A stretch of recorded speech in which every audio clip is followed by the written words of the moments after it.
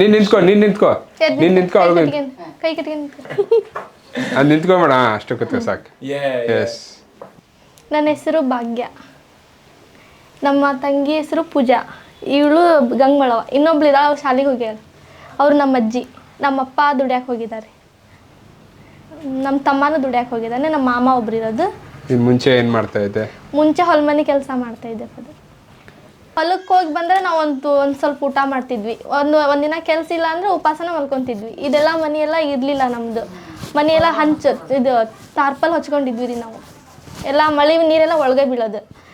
ಕೈ ಕೆಲ್ಸಕ್ಕೆ ಹೋದಾಗಿಂದ ಇದನ್ನ ಹಾಕಿಸ್ಕೊಂಡು ಆರಾಮಾಗಿ ಒಂದು ತುತ್ತು ಕೂಳು ತಿನ್ಕೊಂತ ಆರಾಮಾಗಿ ನೆಮ್ಮದಿಯಾಗಿದ್ದೀವಿ ರೀ. ಇವಾಗ ಆಧಾರ್ ಕಾರ್ಡ್ ಮಾಡಿಸ್ಕೊಂಡ್ವಿ, ರೇಷನ್ ಕಾರ್ಡ್ ಮಾಡಿಸ್ಕೊಂಡ್ವಿ, ಇದು PAN card, bank passbook, voting card, ಮರುಣ್ ಥರ ನಮ್ಮ ಕಾಕ ಮತ್ತು ನಮ್ಮ ತಾಯಿ ನಮ್ಮ ಅಜ್ಜ ಮರುಣ್ ಥರ ಇರಲಿಲ್ಲ ಸರ್. ಅವಾಗ ಇವರು ಸರ್ ಎಲ್ಲ ಫಾದರ್ಸ್ ಎಲ್ಲ ಹೆಲ್ಪ್ ಮಾಡಿ ಎಲ್ಲಾನು ಗೋರ್ಮೆಂಟಿಂದ ಎಲ್ಲ ಸೌಲಭ್ಯನೂ ಬರಂಗೆ ಮಾಡಿದ್ದಾರೆ ಇವಾಗ.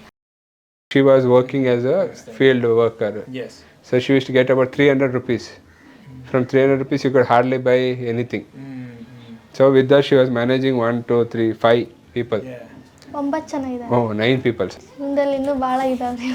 ಅದೇ ಏನು ಉದಾಹರಣೆಗಳಿಗೆ? ನಮ್ಮ ತಂಗಿಯವ್ರಿಗೆಲ್ಲ ಇದು ನಿನಗೆ ವೈಯಕ್ತಿಕ ಏನು ಓದಕ್ಕೆ ಆಸಕ್ತಿ ಇದ್ರೆ? ನಾ ಟೈಲರಿಂಗ್ ಮಾಡ್ಬೇಕಂತ ಹೇಳಿ ಟೈಲರಿಂಗ್ ಮಾಡಿ ಸ್ವಂತ ಉದ್ಯೋಗ ಏನಾರ ನಂತರ ಮುಂದೆ ಬರಲಿ ಅಂತ ಹೇಳಲಿಕ್ಕೆ ಇಷ್ಟಪಡ್ತೀನಿ.